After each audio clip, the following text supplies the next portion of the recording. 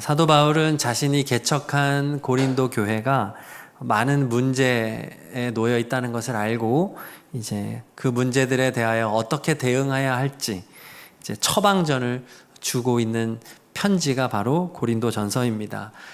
그동안 이제 나눈 말씀을 간략하게 요약을 한다면 1장은 이제 가장 완전한 처방전, 곧 오직 예수 그리스도만이 모든 문제의 해답이다. 그리스도 안에서 계속 반복해서 9번이나 말을 했죠. 또 2장에서는 교회의 진정한 능력이 무엇인가? 예수 그리스도와 주님께서 달리신 십자가와 또 십자가를 믿게 해주시는 성령님이다. 하나님의 은혜다라고 말을 하고 있는 것이고, 이어서 3장에서는 교회의 기초, 교회의 터는 오직 예수 그리스도다라고 말을 합니다. 그런데 고린도 교회 성도들은 사역자들을 그동안 이제 거쳐왔던 사역자들을 너무 주인처럼 섬기고 있는 자세를 지적하고 있는 것이죠. 사역자들은 성도를 섬기는 종에 불과한 것인데 어째서 종을 놓고 줄서기를 하느냐 이렇게 말을 했습니다. 교회의 기초는 예수 그리스도다라고 말을 했고요. 오늘 4장에서는 사역자들에 대한 올바른 자세를 더욱 세부적으로 우리에게 알려주는 말씀입니다. 먼저 바울은 교회 사역자들을 판단하지 말라 말합니다. 4장 3절 읽겠습니다. 너희에게나 다른 사람에게나 판단받는 것이 내게는 매우 작은 일이라 나도 나를 판단하지 아니하노니. 자, 고린도 교회의 문제는 사람의 기준으로 사역자들을 평가하고 판단한 것이었습니다. 지금 그것에 대해서 바울은 사역자는 그런 판단의 대상이 아니다. 그것은 매우 작은 일이다. 그러니까 중요한 일이 아니다. 그리고 바울은 심지어 나도 나를 판단하지 않는다. 이 말은 나의 판단도 중요한 게 아니다. 내가 나를 어떻게 판단하느냐가 중요한 게 아니라 하나님이 나를 판단하는 게 중요하기 때문이죠. 4절을 읽겠습니다. 4절 내가 자책할 아무것도 깨닫지 못하나 이로 말미암아 다만 나를 심판하실 이는 주시니라. 하나님이 공의롭게 판단하시는 것이기 때문에 사람이 어떻게 판단하는지, 심지어 내가 나를 어떻게 판단하는지 하나도 중요한 게 없다. 효력이 없다는 거죠. 재판관에서 판사가 판결하는 거예요. 그렇죠? 판사가 판결하는 거지 여기 앉아있는 사람들은 그 권한이 없다는 것입니다.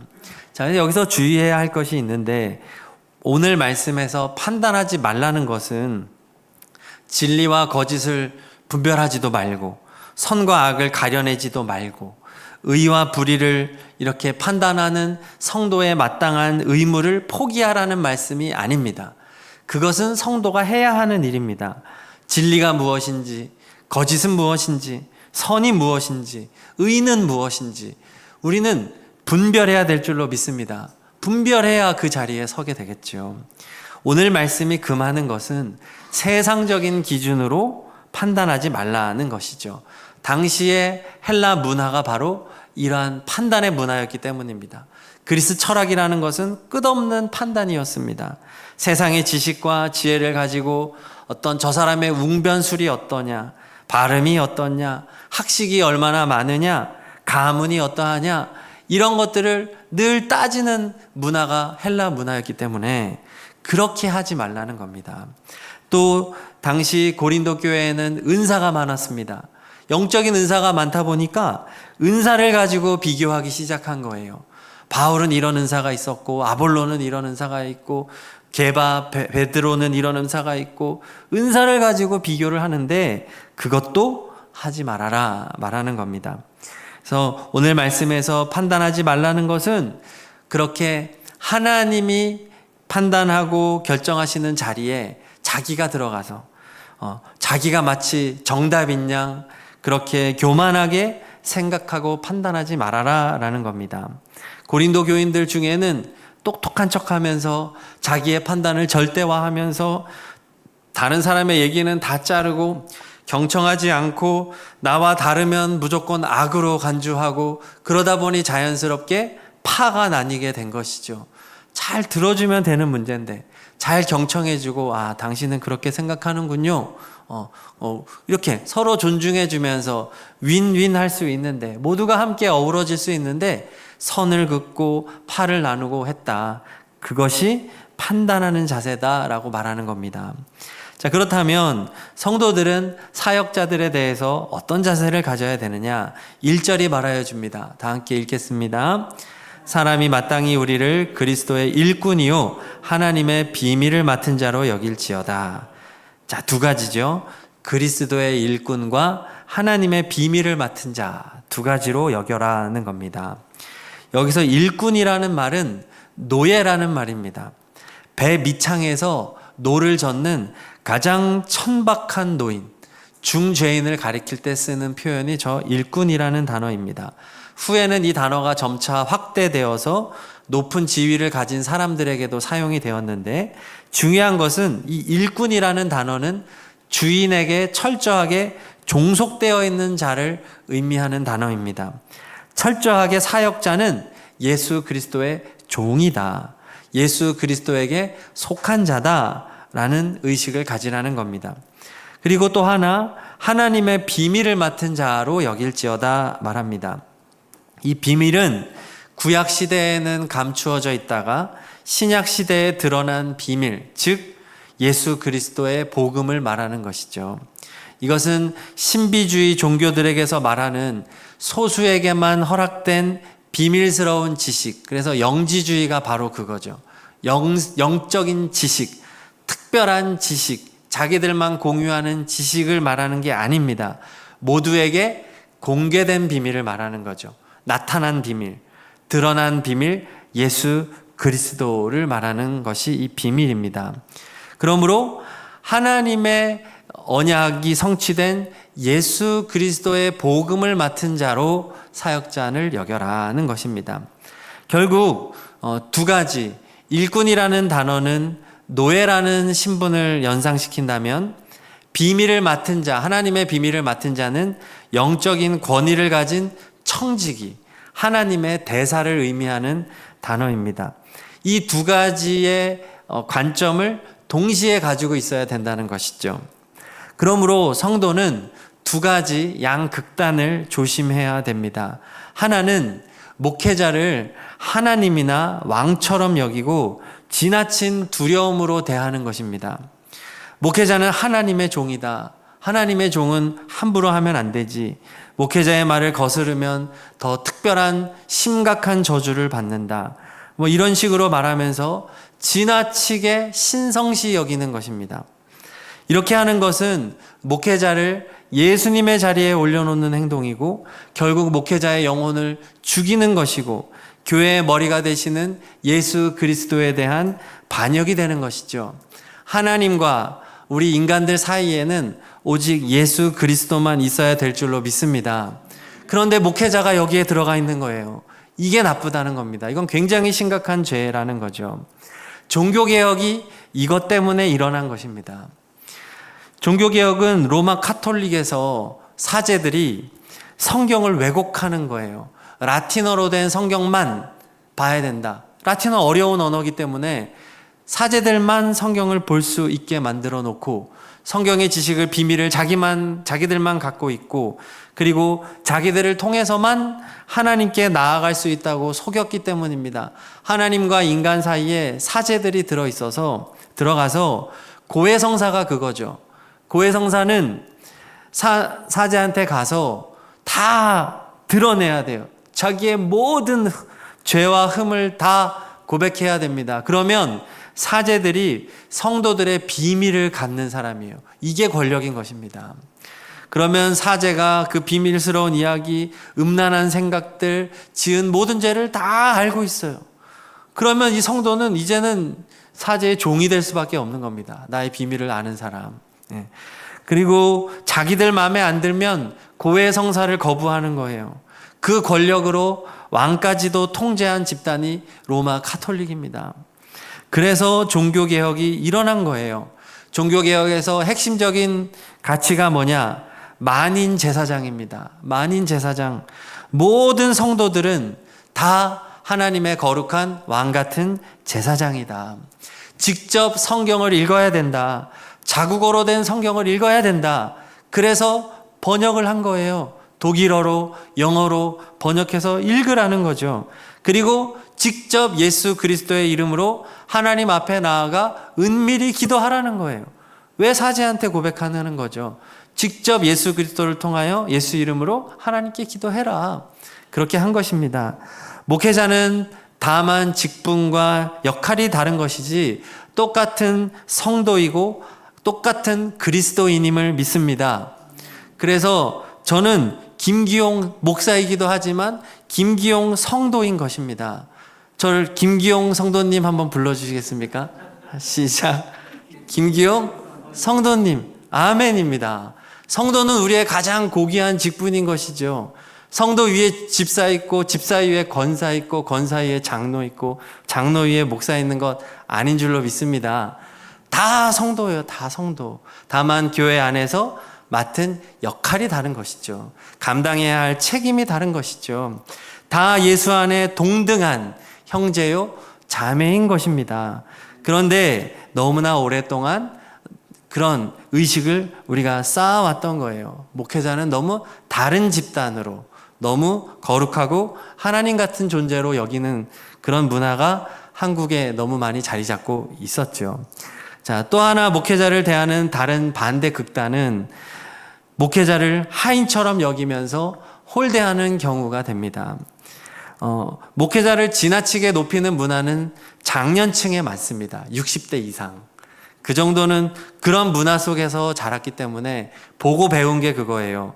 그런데 목회자를 홀대하는 경우는 해외 이민 목회라든지 아니면 젊은 세대들에게서 이런 모습이 많이 나타납니다.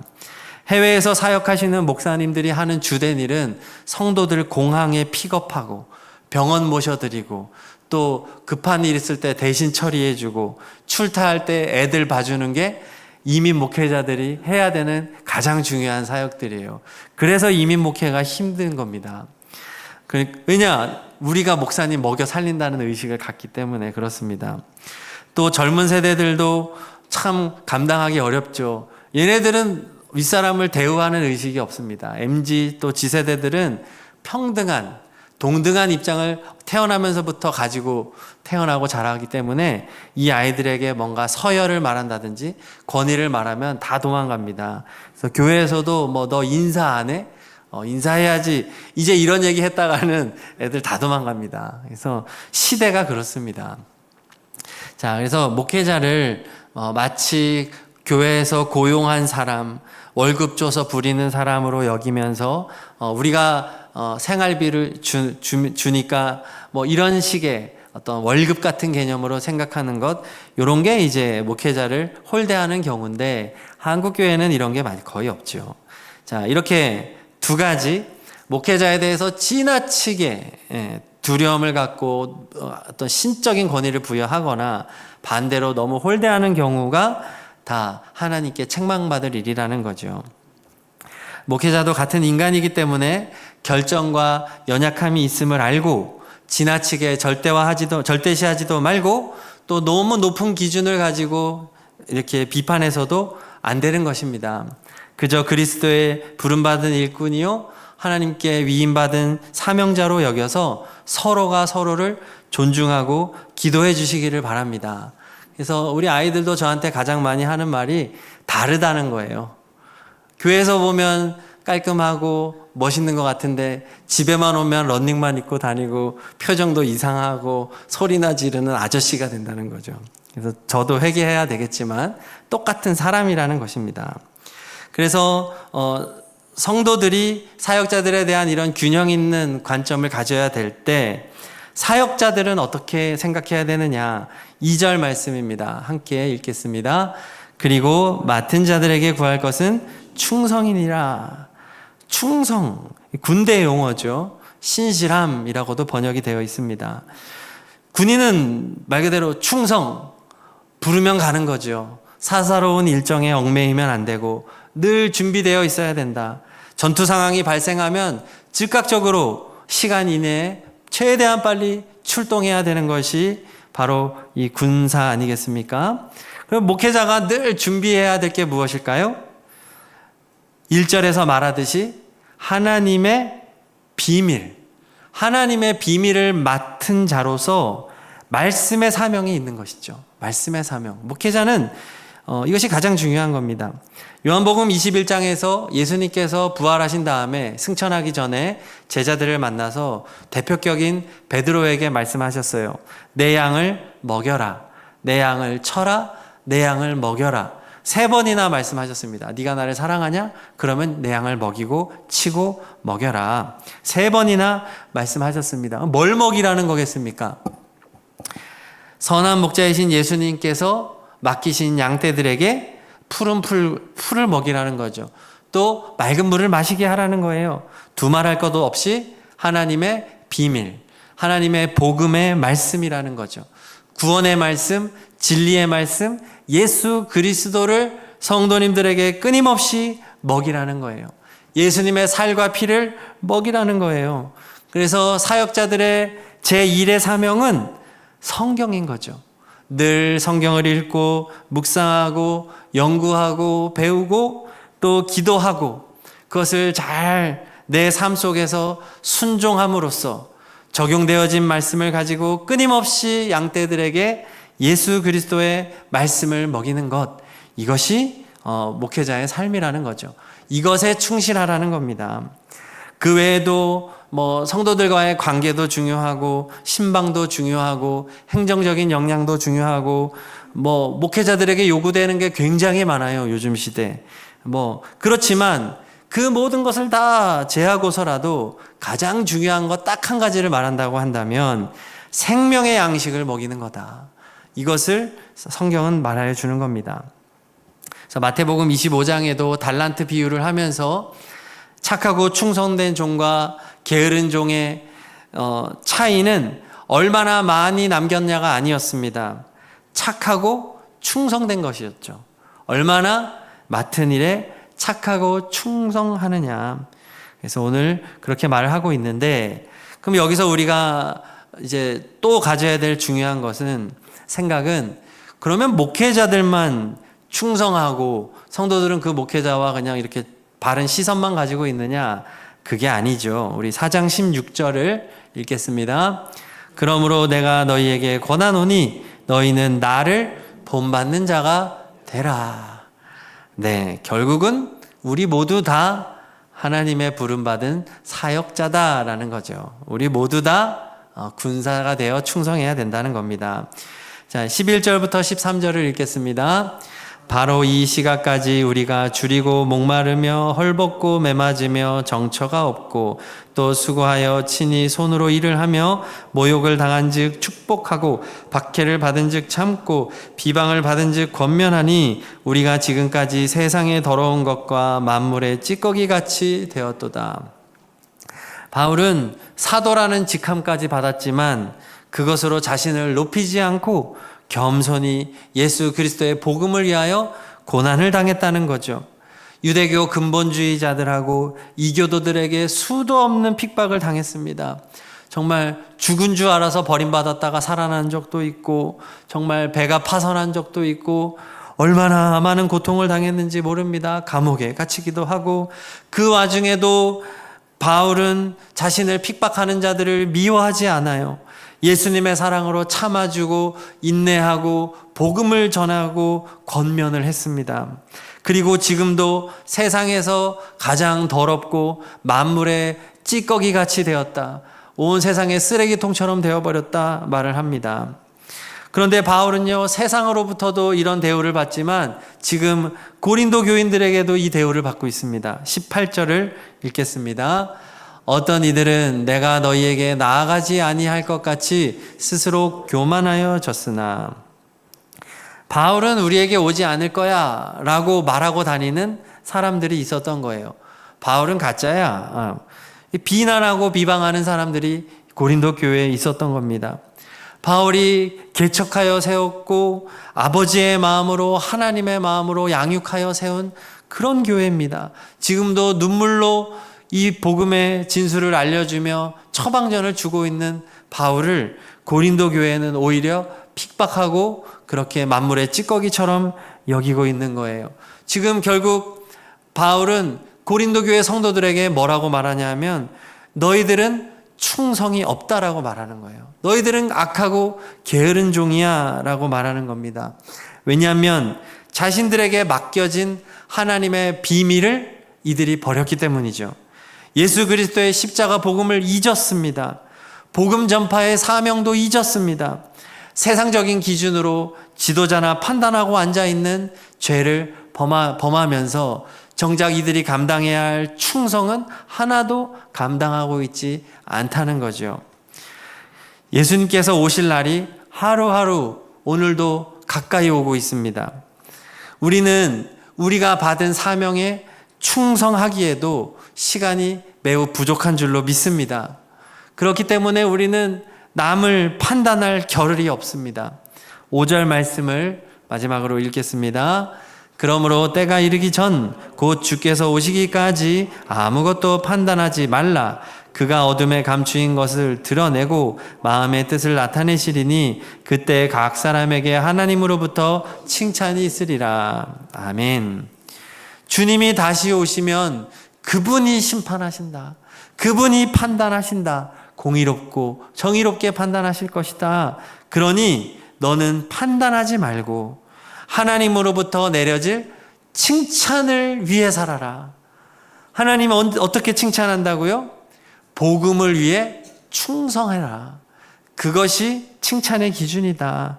주님의 재림의 때를 지혜롭게 준비하는 것, 날마다 주님의 말씀을 통해 예수님의 살과 피를 먹고 마시면서 주님으로 충만한 삶을 살아라. 그리고 너의 주변에 죽어가는 영혼들에게 이 생명의 복음을 함께 나누고 그들을 사랑으로 섬기며 복음의 삶을 살아가라 라고 오늘 말하여 주는 것입니다.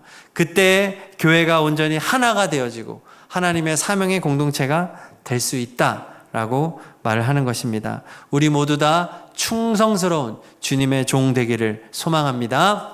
이 말씀 생각하며 찬양하겠습니다.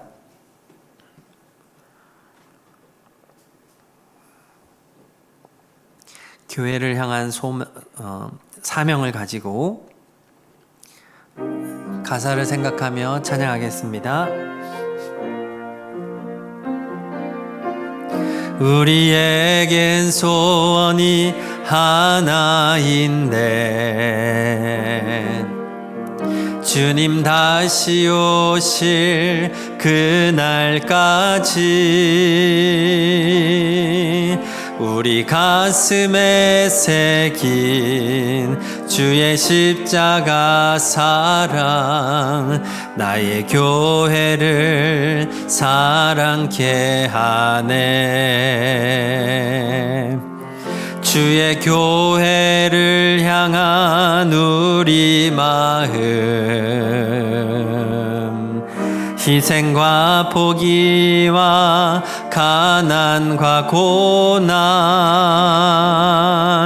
하물며 죽음조차 우릴 막을 수 없네. 우리 교회는 이 땅의 희망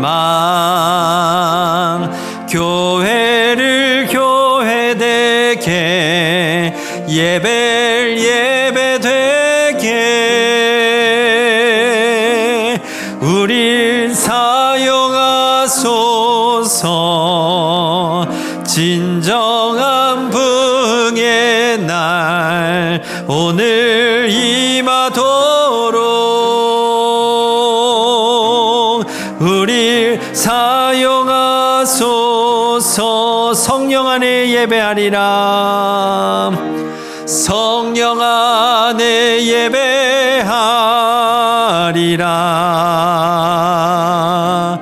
자유의 마음으로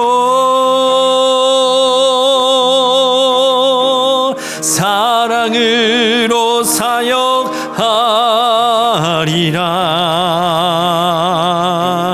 교회는 생명이니 교회를 교회되게 예배되게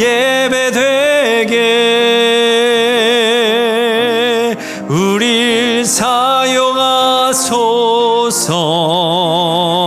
진정한 부흥의 날 오늘 임하도록 우릴 사용하소. 교회를 교회되게, 교회를 교회되게, 예배를 예배되게 우릴 사용하소서. 진정한 부흥의 날 오늘 임하도록 우릴 사용하소서. 우리 말씀 붙잡고 기도합니다. 우리 교회가 하나님 보시기에 충성스러운 교회 되기를 소망합니다. 오직 하나님의 비밀 예수 그리스도의 십자가 복음이 말하여지고 복음을 증거하는 공동체 되기를 소망합니다. 사람을 바라보고 사람을 비판하고 평가하는 것들을 모두 버리고 예수님의 재림을 바라보며 주님의 칭찬을 소망하며 오늘 지혜롭게 생각하고 충성하는 복음을 위해 살아가는 우리 모든 성도님들 되게 하여 주옵소서. 다 함께 합심으로 기도하겠습니다. 하나님 감사합니다. 언제나 우리를 구원하신 예수 그리스도만을 바라보며 하나님 우리가 충성스럽게 착하고 충성된 종이라 칭찬받는 그날을 위하여서 믿음으로 나아가는 우리가 되기를 원합니다. 오직 하나님의 비밀 예수 그리스도의 십자가 복음을 말하는 교회 되게 하시고 복음을 증거하는 공동체가 되게 하여 주시옵소서. 예수 그리스도 안에 형제와 자매가 되어 서로 사랑하고 서로를 존중하여 주고 나보다 남을 낮게 여겨주고 아버지 서로 진정으로 하나 되어 주님의 복음을 위하여 충성하는 믿음의 공동체, 주님의 부름받은 공동체, 아버지 사명 공동체가 되게 하여 주시옵소서. 각자에게 주신 은사를 따라 충성하게 하여 주시고 하나님의 기쁨 되는 공동체 되기를 원하옵나이다. 하나님 우리가 계급과 아버지 위아래 관계가 아니요 서로 주님 안에서 동등한 형제요 아버지 만인 제사장인 줄로 믿사옵나니 이제 우리에게 주신 이 특권을 가지고 우리가 아버지 기꺼이 종이 되어 남의 발을 씻어주고 하나님 겸손히 무릎 꿇어 섬길 수 있는 진정한 그리스도인이 되게 하여 주시옵소서. 다음 세대를 섬기고 이웃을 섬기고 열방을 섬기는 우리 교회 되게 하여 주시옵소서.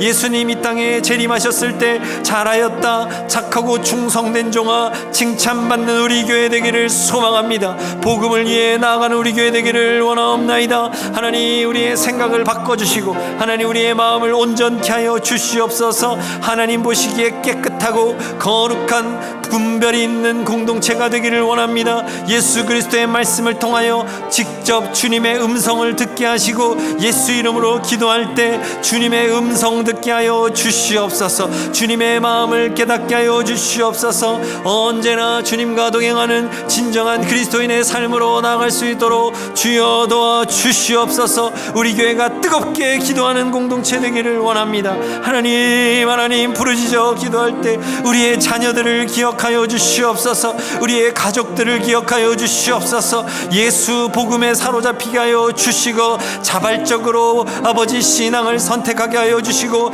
하나님을 위하여 복음을 위하여 예수 그리스도를 위하여 살아가는 우리의 다음 세대가 되게 하여 주시옵소서. 아버지 은혜 내려주시기를 간절히 기도드립니다. 하나님 도와주시옵소서. 아버지 불쌍히 여겨주시고 오 하나님 은혜를 더하여 주시옵소서.